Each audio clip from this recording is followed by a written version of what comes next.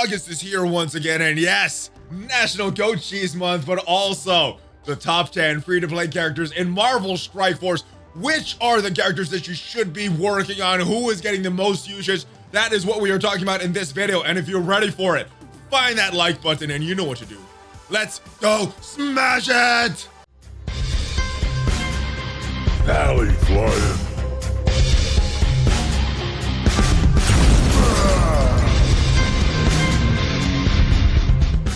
Welcome to the channel, ladies and gentlemen. Here we are back aboard the Milano spacecraft right outside of Star Tower, and I am in my Black Widow shirt.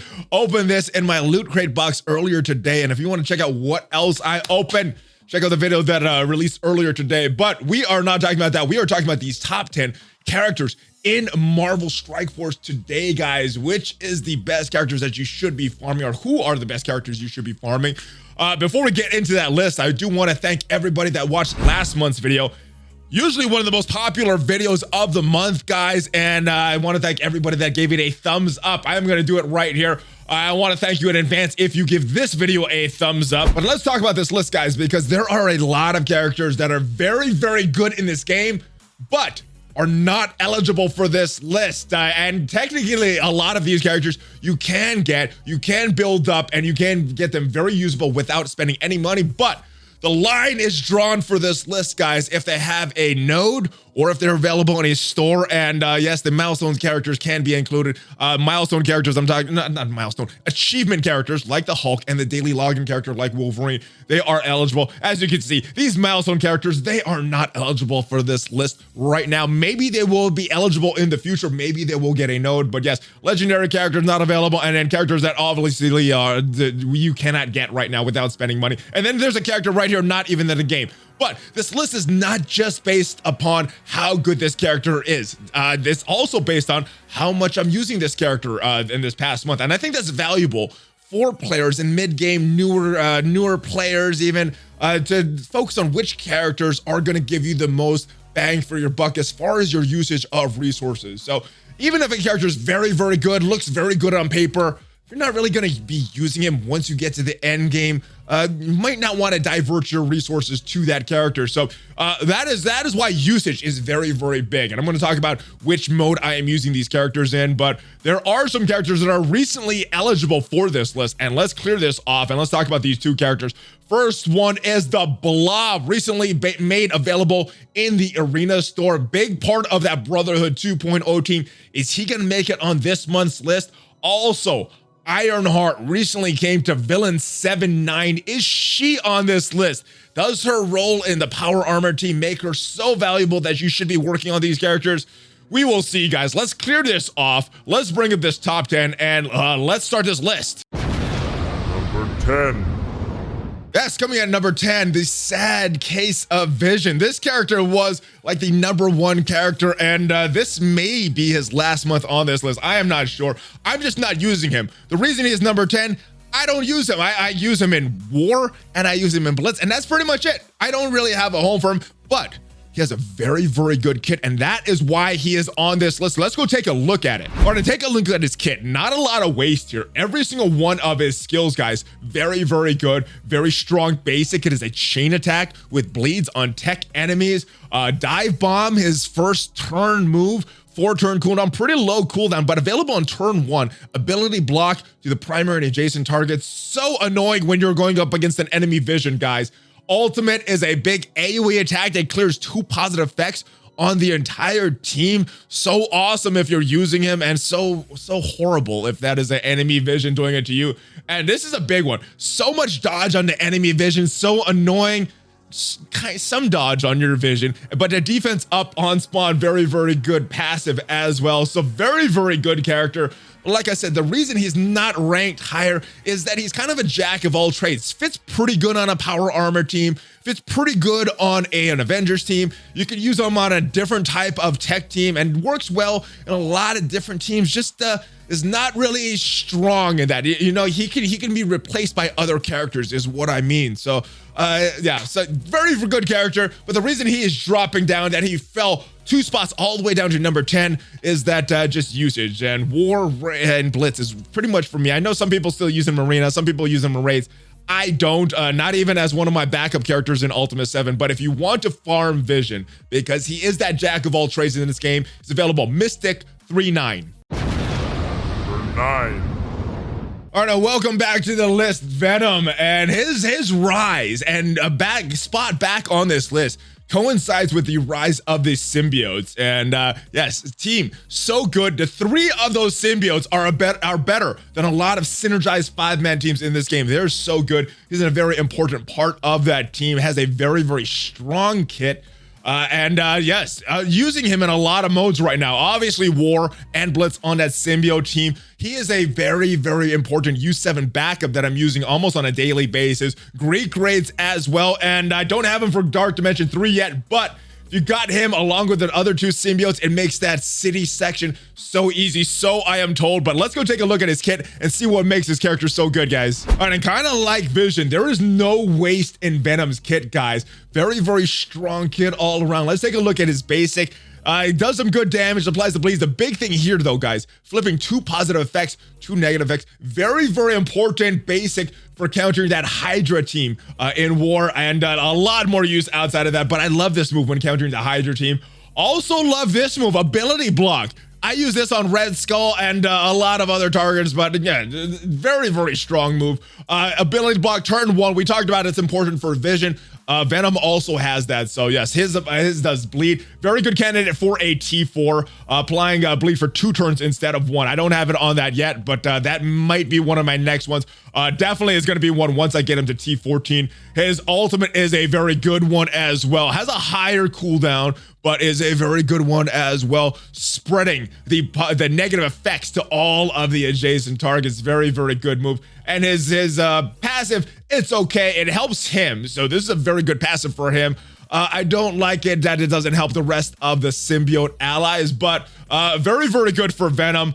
Good case for the passive as well if you're using him a lot for that extra health. But like I said, it's just helping him, not the rest of the symbiote. So very good kit though, guys. And if you want to get Venom to complete that symbiote team, he's available on Nexus 6-9. Number 8.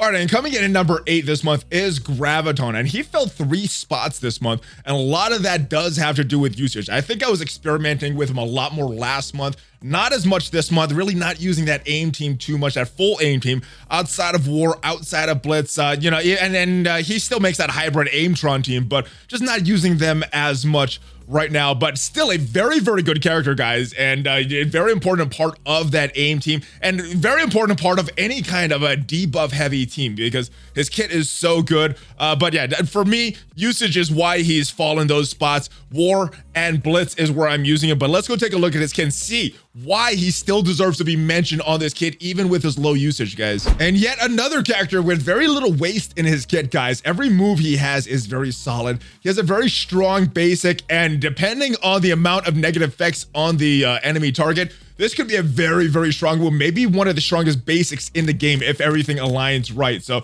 very, very good basic right here with that extra damage per negative effect on the enemies. This is a strong move, applying that slow to all the adjacent targets, primary and adjacent targets. Very, very good one. Applying bleeds if he's on that full aim team or of a hybrid team with that Scientist Supreme as an ally. This is the big move right here. Opening turn stun. Not many characters have that. It does have a long cooldown, so it's not as valuable on game modes with that you need longer sustain, like raids, things like that. But very, very good move. Opening turn stun does some good damage as well. Sometimes I'm trying to stun the target, and this does so much damage that they just kill it. So sometimes the stun doesn't even matter. But as an opening turn stun, guys, very, very strong move. And let's not forget his passive. This is why I like him. He does some good stuff right here, but this one right here. Enemy drops below 50% health, increases the duration of their negative effects by +1, up to a maximum of 5. All this other stuff is very good, but this is really why I am a big fan of Graviton, guys. And if you want to get a Graviton of your own, well, he is not very easy to farm. He is available in one of the hardest places to farm a character, and that is the War Store. But once you farm some of the other pieces of gear that you need, and maybe some of the other characters that you need, this is a character that I would recommend, but later because of his usage. But his kit is so strong that I would eventually farm this character. Number 7. Falcon comes in at number 7 this month, moving up 3 spots from number 10.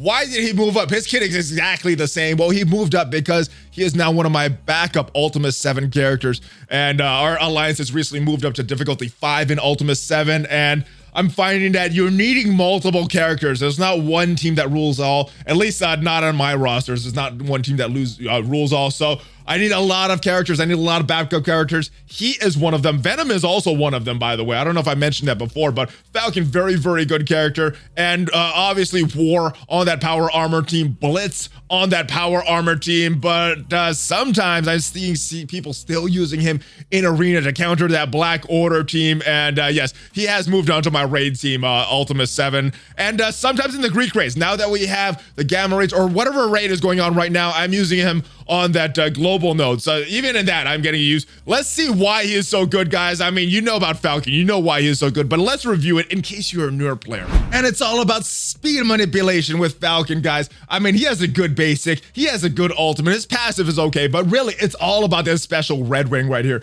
filling speed bar for self and all allies, but 25% plus 10% for each enemy with a positive effect, clearing stealth from all enemies. That's speed. That could put you over 100% speed bar if the conditions are right. So strong, guys. And yes, if you want to get a Falcon of your own, severely improves your power armor team, guys. And if you don't have them, it severely limits it. If you want to get one for your power armor team, or whatever team. He's good on hybrid teams as well, guys. He's available on Nexus 7-3.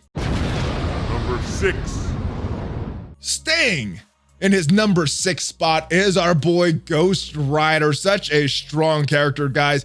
I'm using him on that supernatural team. War, Blitz. He's an awesome PvP character, just as a standalone character, guys. And Dark Dimension 3. If you have those 3 symbiotes done and you want another character, highly recommended as that 4th character for that city node in Dark Dimension 3.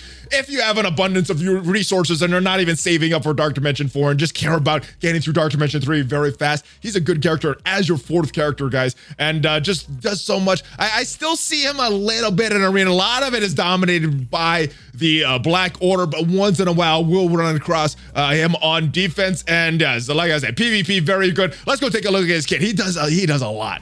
Big damage and bleeds all around is what I think of with Ghost Rider. And bleeds is kind of that mechanic that's substituting for burn, because that's what pyro, that's what a lot of the fire characters have. So bleeds, think of it as burns. It should be called burns, but anyway, bleeds.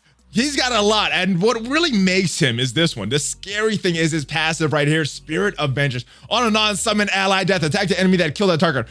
500% damage, guys, while plus charge, and he's getting 3 ability energy for himself, which allows them to use this one so often. That 4-turn cooldown, you're getting 3 ability energy if someone dies. Then big, huge damage, 430% piercing, offense down, defense down. Man, he does a lot of damage, and then he's got that bleeds, aka burns right here, and these applying 2 to primary and adjacent targets, cannot miss, and he does that also on his basic as well. Strong character. I would recommend it. Not a huge priority, but is a big part of that supernatural team and is a very, very good city character. But yes, good character all around, strong kit, and can use him outside of those teams as well, guys. If you want to farm him, he is available on Cosmic 3-9. Number 5. Moving down 1 spot this month is our boy Colossus. Still one of the best tanks in the game when paired with Phoenix, but his usage slipped for me a little. Was on one of my main Black Order killing offense arena teams, but I'm starting to use more Black Order versus Black Order matchups, so he slipped a little bit this month, but still a very good character on a full X-Men team. Blitz, War, raids, obviously, if the X-Men are eligible in the Greeks, and I use that X-Men team as a sacrifice team almost every day when I'm looking for just a little bit extra damage. So very, very good character, and yes, was a vital part of that DD3 team, especially on that global nodes with Phoenix. Let's go take a look at his kit. It is a lot, it is a wall of text, but let's go take a look at it very quickly, guys. All right, very, very good character, and he's kind of a T4 intensive character. I would recommend 3 of them. I do not recommend this this special here, guys. This was an accident, but his basic, very, very good. This does translate into his counterattack, so this is one that I would recommend, especially this offense down for 2 turns. That is on his counterattack, so this does affect that. Not all basics do that. He's got a very, very good passive as well, guys. increasing the duration of positive effects is very, very strong, especially gaining those death proofs, especially when you're pairing it with Phoenix. And one of those positive effects is going to be guaranteed a defense up. Not guaranteed, most of the time, a defense up. Very, very strong passive as well, guys. As you can see, it is a wall of text. Helps out that X-Men team. So very, very strong on that X-Men team, especially giving them more health. And this is a very good special as well. I just don't recommend that T4, but he's a very good character. Strong tank. Like I said, still one of the best tanks in the game when you're pairing him with Phoenix. And if you want to get a Colossus of your own, build him up. He's available on Heroes 7-9. Number 4.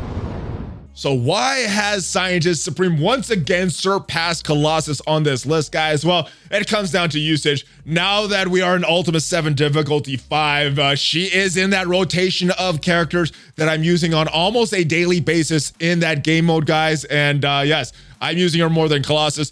Both of them still have a very good kit, very different types of kit, but let's go take a look at it. Outside of that though, I do use her in Blitz all the time on a full aim team, use her on War Offense on an aim, sometimes an Aimtron team, usually an Aimtron team. But yeah, getting a lot of usage out of her, and is a very good character in Dark Dimension 3 if you have those extra resources though. So just make sure you have those extra resources before you build her up for that game mode. But like I said, let's go take a look at her kit and see why she is so good. Risky behavior when you're using Scientist Supreme on a non-aim team, guys, especially in Ultimate 7. Sometimes the battle goes so well, sometimes they don't, and you gotta end up restarting that node. All right, and the reason for that, this one right here, her ultimate, applying 2 to 3 random negative effects to everyone, all your non-aim allies and the enemies. Everyone gets a debuff. So can go well, can go bad. It's gonna depend on this move right here, special as well. If you could get this off to flip those negative effects on your team, does so well, and it gets a little bit of health as well. So very, very good kit. And she is one of the, there's not a lot of debuffer options for Ultimate 7, which is why she's on that primary team, but you get a little added benefit with her on your team with this passive. This is why she's a monster in real-time PvP, guys. She has a chance to revive, 20% max health, and you're always gonna be in the fight with this character on your team. She has that chance to revive. A lot of times if she dies, I end up restarting that node, but unless it's a sacrifice team. Anyway, guys, but I would highly recommend getting her on your roster at some point. I use her in a lot of those game modes, like I said. So good character, and one of the rare debuff characters, or the debuff, the cleansing characters to remove those debuffs, guys. And you can get her on Cosmic 2-9. Number 3. All right, and falling down one spot is our boy Mr. Sinister, one of the best future-proof characters in the game, guys. Our future meta-changing characters in the game because of his ability to clone. Whoever the meta is, unless they have some crazy mechanic, he will be able to clone them. So good character, and he has fallen a little bit because of usage.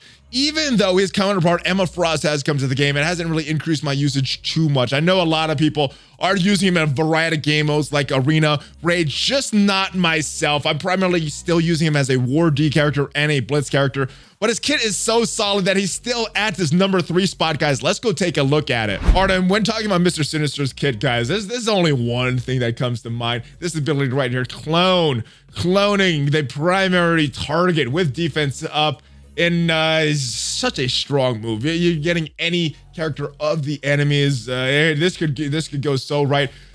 Not as good in the AI hands though. A lot of times they end up cloning Gregs or Ultron bots or something. So this needs to be in the player's hands, which I guess is kind of why you lose a little bit. This is also a very good move. This spreading of the positive effects. Right now it's only 3, but once you level this up all the way with that T4, spreads all positive effects to mutant or clone allies. This is a very strong move. Not a very high cooldown as well. It looks like it's a high cooldown, but these fights go long with Mr. Sinister. So this move comes around a couple of times a fight actually, and this basic is a very good basic as well. And he's got a wall of text for this this passive as well. Not sure if I would recommend a T4 now, but back in the day it did affect a T4 of the clone. Now it doesn't, but yeah, so not as valuable as it once was, but very, very good character as well. And if you're looking to farm him, unfortunately, he is in that hard to farm war store, guys. Yes, I know, but I would eventually recommend getting Mr. Sinister.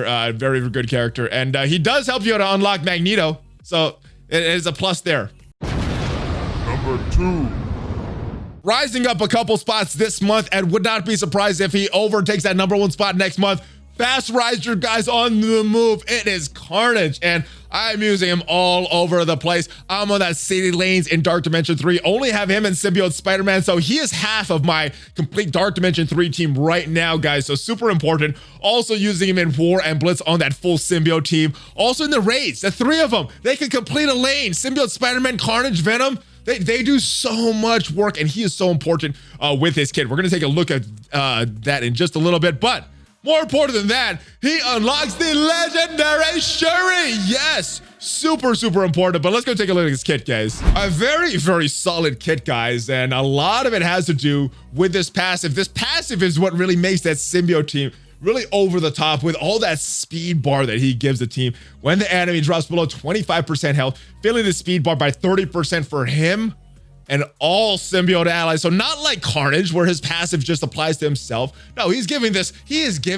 Carnage is not like Venom, that he's just keeping this up. Carnage is so generous. He's giving this to all of the symbiote allies, and he's also healing as well. So he's keeping that healing for himself, but he's giving that speed bar, which may be more important in certain fights, especially against Hydra, against Greg. These guys do so well. His basic is also doing very, very good. I actually use this basic a lot more than that special and that ultimate. A lot of times, even when those are available off of cooldown, I'm using this basic because it's so good, spreading the negative effects, kind of like Venom's ultimate, but this is a basic, guys. Going spreading 2 negative effects to primary and a secondary targets. This is good stuff, guys. And very good move, big damage move on his special, and then a big damage with bleed move on his ultimate. Very good moves, but haven't done a T4s of either of those. And a very, very good character, but unfortunately, if you want to farm Carnage, he is available in one of the hardest places to farm a character, that War Store. Again, guys, yes, I know, but I would eventually farm him because he is an important farm for the legendary Shuri, and he is an important part of that dominant symbiote team, guys. So yes, get him at some point. #1. And once again, Hela, the goddess of death, retains her #1 spot atop the rankings. And why is she good? Well, not only do you get her awesome kit, you get Greg as well, guys. So it is a double package when you're using Hela. I'm using her on my primary rotation right now in Ultimate 7. Obviously, the Greek raids, any know that she is eligible for, bring her into. She has that passive healing as well. Blitz, War defense, still very, very strong. They're auto win on Blitz, guys, with her on the field. Some people, if you don't have a lot of Black Order in your arenas, are still using her in arena. And obviously, he's one of those dominant characters, especially paired with Loki in real-time PvP. And when we're talking about Hela, we really are talking about that ultimate of hers and this guy right here, Greg. She is going to revive him every time she dies. And he is dealing extra damage as well. And more importantly than the damage that he deals, taking the targets of the enemies, using up some important moves that are not used on your characters. But her kit, like I said, is not too shabby either. Death Knife, spreading 4 negative effects from the primary target to all secondary targets, plus some damage. So like Venom's move, but better. She has a very strong ultimate, not ultimate. I mean, she does have a strong ultimate, but just a strong special as well. 3-turn cooldown, disrupted for 2 turns with that T4, guys, and getting assist from Greg. So very, very good. Her basic is okay, but her passive and her ultimate and special, very good. Her passive is a good one, but it really, really helps that Asgardian team. If you're using on mixed teams, not as good, but yes, she is a very important character. So as soon as you have the villains ready, get to villain 7-6, start working on her, because like I said, she unlocks Phoenix, she unlocks Black Bolt, which will lead to Ebony Maw. Very important character. As soon as you can farm her, build her up, get her to 7 stars as quick as possible, guys. Super, super valuable. Hela. Good character. And that is the list, guys. Let me know what you thought of it. Obviously, there's a lot of subjectivity based on my usage, but I do think that is valuable for people that are still working on building their rosters. So let me know what your list is, guys. Let me know in the comments. I'm always curious to see what everybody else's list is and their usage of these characters are. All right, Worldwide Nutrition, they're also a sponsor of this channel, so make sure you check out the link in the description. If you use that, you will get 25% off your order. The code ValleyFlyin25. I think it's automatic, but if it's not, make sure you use that at checkout and you will get 25% off your order. Aminos, pre-workouts, fat burners, all kind of stuff, guys. And they're working on a gamer shrink. So you subscribe to the email list if you want a chance to be on that first batch of test clients. I think they're doing 50 of those. That is it, guys. After that, I will see you guys. I will be back tomorrow with another Marvel Strike Force videos. Make sure you subscribe. Make sure you click on the like button. Click on the notification as well. The notification bell. Join that squad. Give me a Hulk fist bump, and I will see you guys next time. Check me out on social media. ValleyFlyin out.